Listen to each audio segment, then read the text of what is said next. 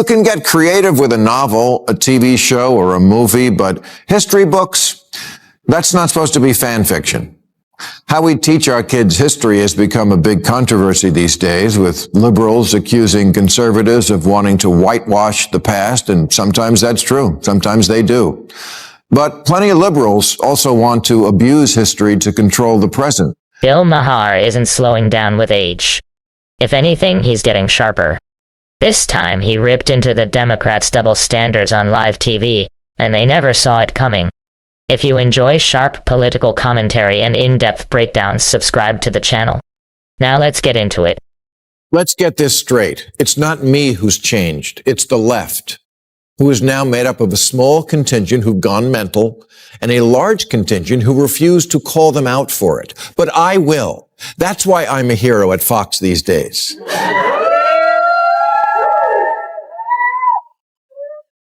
Which shows just how much liberals have their head up their ass, because if they really thought about it, they would have made me a hero on their media. But that can't happen in this ridiculous new era of mind-numbing partisanship, where if I keep it real about the nonsense in the Democratic Party, it makes me an instant hero to Republicans. The same thing happened in reverse to Darth Vader's daughter, Liz Cheney, who is now a hero to liberals simply because she recognizes Biden did not steal the last election. What a sad commentary on our politics, where simply acknowledging reality is now seen as a profile in courage. It's not me who changed, it's the left. That line hit hard, but the numbers hit even harder. Nearly $11 billion during the 2024 election cycle, including almost $3 billion on the presidential race.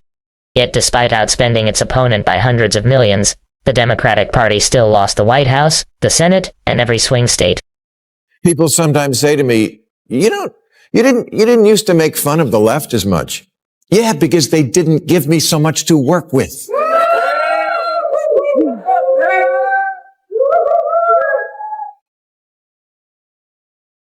The oath of office I took was to comedy.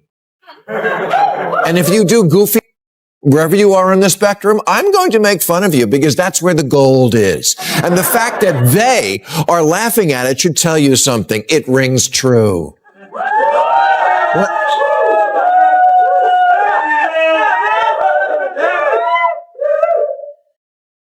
When normal people read that San Francisco has basically legalized shoplifting, they think Democrats have gone nuts.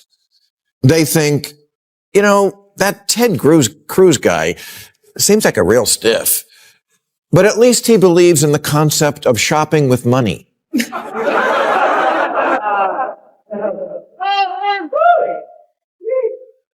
It's not. San Francisco basically legalized shoplifting, and that's no joke. The city's decline is hard to ignore. A downtown mall once valued at $120 billion is now worth less than $200 million, with occupancy collapsing from 96% to just 7%. Westfield abandoned its $558 million mortgage, while Nordstrom and T-Mobile shut down major locations.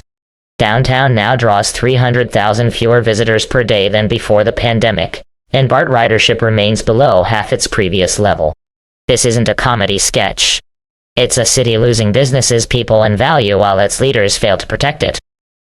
It's not my fault that the party of FDR and JFK is turning into the party of LOL and WTF.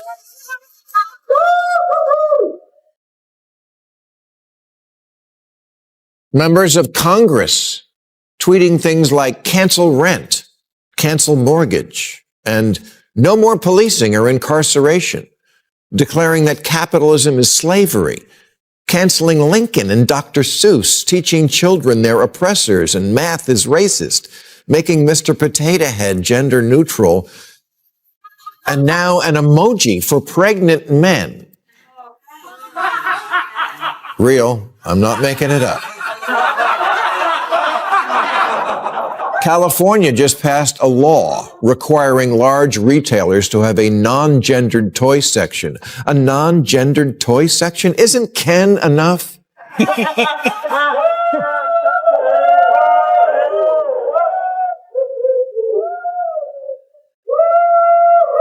Cancel Rent.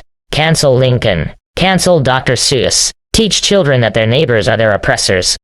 Maher argues that this is exactly why Democrats keep losing swing voters. Ordinary families feel the party has lost touch with reality. Their children bring home unrecognizable assignments, local businesses disappear, and their neighborhoods continue to decline. Was from actor Bradley Whitford, who wrote, "Hey, Cheryl Hines, way to stay silent while your lunatic husband throws his support behind the adjudicated who brags about stripping women of their fundamental rights. Gutsy. Great example for the kids, profile and courage." Yeah. Well, you know what I think is not gutsy? Mansplaining to a woman, but of course not to her face. How she should sacrifice her marriage. Also, you could read something on Twitter that met with your approval. There's an ugliness they never used to have. The liberals I grew up respecting, none of them are like this. Going after the wife, even the mafia doesn't do that.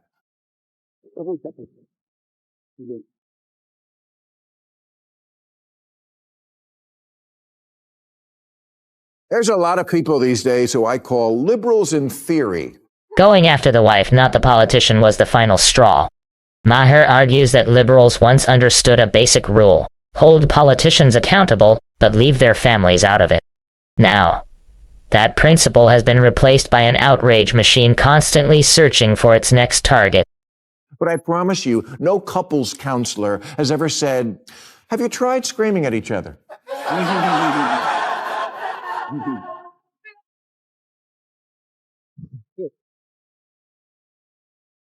And that is what is so galling about this. It's exactly what Barack Obama had just told the Democrats at their convention not to do. Our politics have become so polarized these days that all of us across the political spectrum seem so quick to assume the worst in others. Unless they agree with us on every single issue, we start thinking that the only way to win is to scold and shame and out-yell the other side. Bradley, did you go to the bathroom or something when that came on?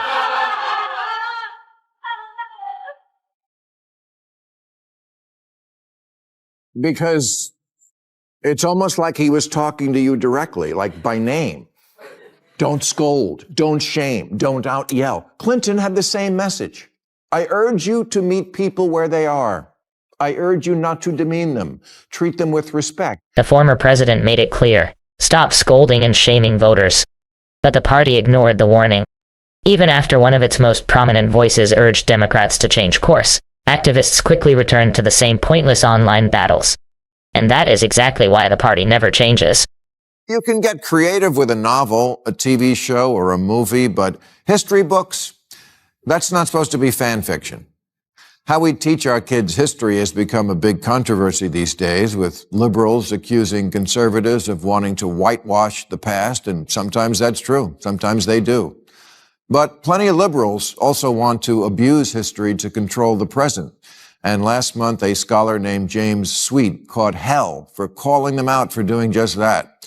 He criticized a phenomenon known as presentism, which means judging everyone in the past by the standards of the present.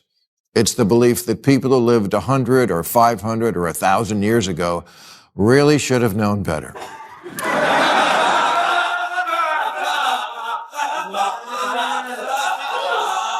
Which is so stupid. It's like getting mad at yourself for not knowing what you know now when you were 10. Stupid me, spending all that time raising sea monkeys and playing with slot cards and jerking off to a Playboy in the barn. Who doesn't have moments from your past that make you cringe? Who hasn't said, "I can't believe I said that. I can't believe I wore that. I can't believe I thought that. I can't believe I did that." You ate dirt. You wanted to be a Ghostbuster. You shoplifted gum. Presentism means judging people from 500 years ago by the standards of 2026. Maher argues that history has become a moral scoreboard instead of a subject to understand. Every historical figure must now pass today's purity test or risk being erased. The result is a generation that knows how to judge the past, but barely understands its own government. Who do you think gathered the slaves from the interior of Africa to sell to slave traders?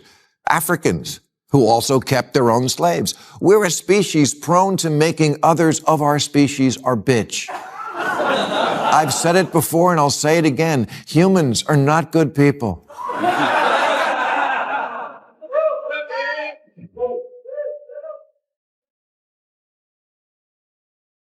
And the capacity for cruelty is a human thing, not a white thing.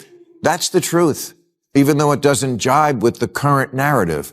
But in today's world, when truth conflicts with narrative, it's the truth that has to apologize. Being woke is like a magic moral time machine where you judge everybody against what you imagine you would have done in 1066, and you always win. Presentism. Yeah, this professor is right. It's just a way to congratulate yourself about being better than George Washington. That's the truth modern activists don't want taught. History's failures are human, not uniquely American.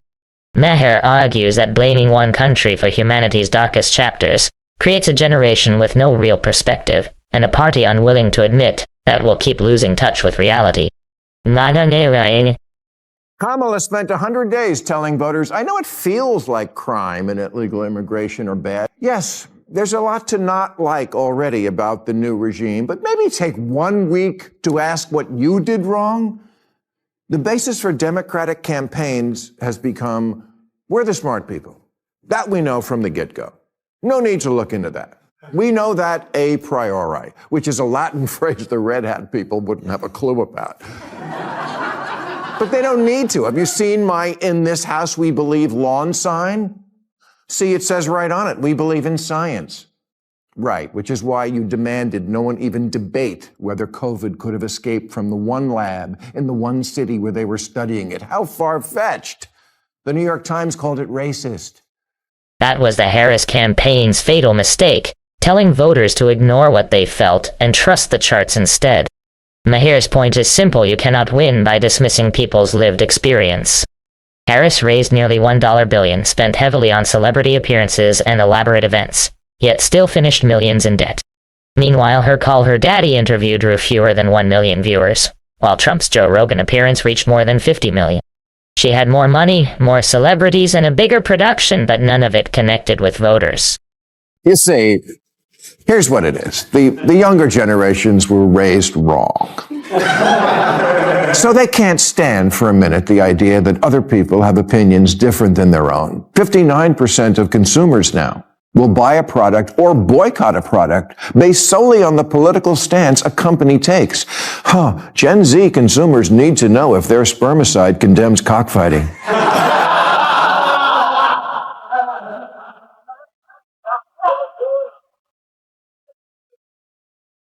Now, one side thinks Disney said too much. The other thinks it didn't say enough.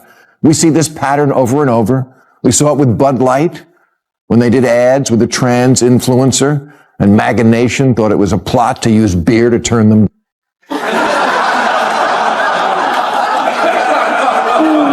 Pride Month is now a minefield for corporations. Consumers are increasingly voting with their wallets, and Bud Light learned that the hard way.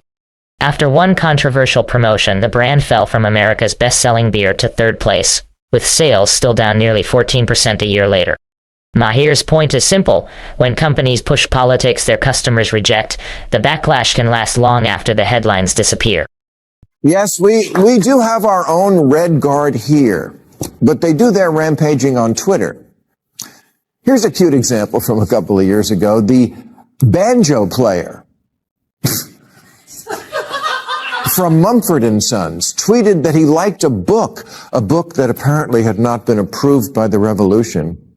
So, of course, he had to delete the tweet, then take time away from the band. Oh my God, you mean this could have affected Mumford & Sons? And then the cringing apology: I have come to better understand the pain caused by the book I endorsed. Pain? From a book? Unless he hit the drummer over the head with it.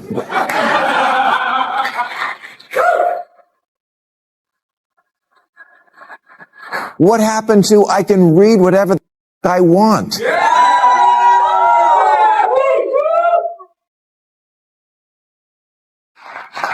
Don't worry, I'm a musician. It won't happen again.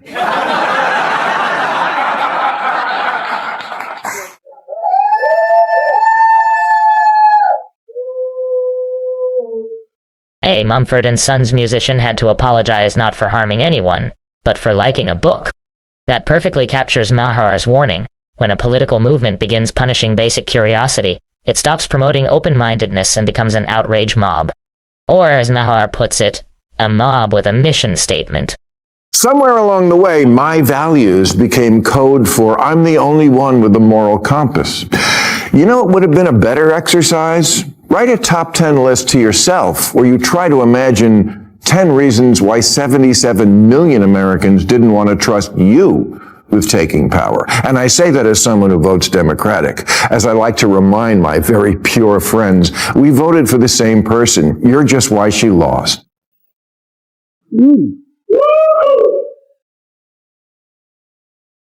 Can we please try to remember, especially at this time of year, that most people don't decide their politics. They inherit them. It's about where you grew up in America, what your parents taught you, your life experiences, your religion. Write down 10 reasons why 77 million Americans voted differently than you. That is Maher's most important advice.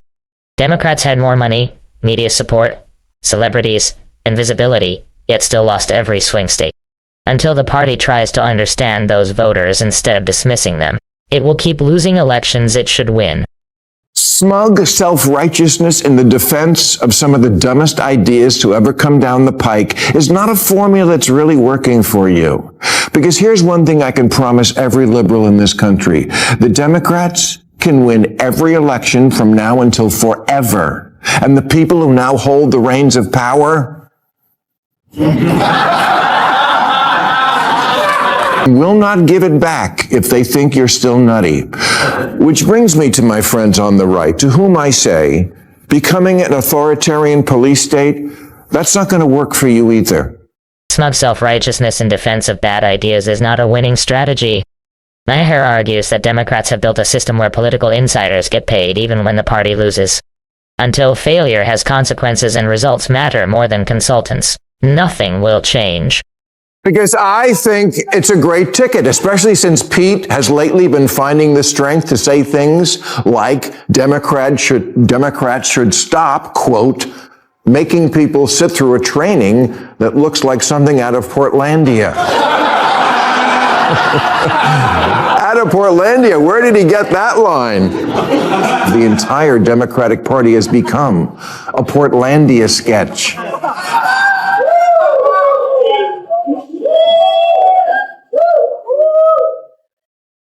Oh, I'm not mad. Please steal all my jokes. I'm going to actually get somebody elected. Pete Buttigieg finally admitted it. Democratic training programs have become a parody.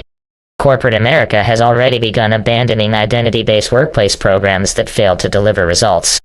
Yet Democrats continue defending the same model, making the party the last to realize the country has moved on. Last week, Massachusetts Congressman Seth Moulton said, I have 2 little girls. I don't want them getting run over on a playing field by a formerly male athlete. But as a Democrat, I'm supposed to be afraid to say that. Yes, there's the problem in a nutshell. Because Congressman Moulton sounds reasonable to me, but his campaign manager immediately resigned in protest. Let me make this as plain as I can to the smart people. The campaign manager who resigned, yeah, let that person go. Marginalize that guy.